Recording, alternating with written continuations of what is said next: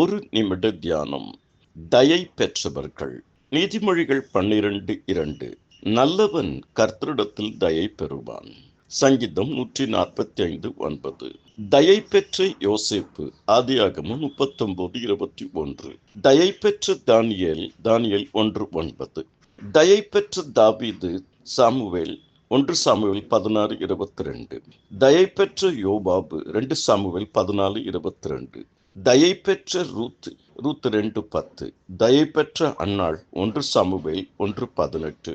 தயை பெற்ற எஸ்தர் 2:9, 15, 17. நம்முடைய ஆண்டவர் தயை உள்ள தேவன், மகா தயை உள்ள தேவன்.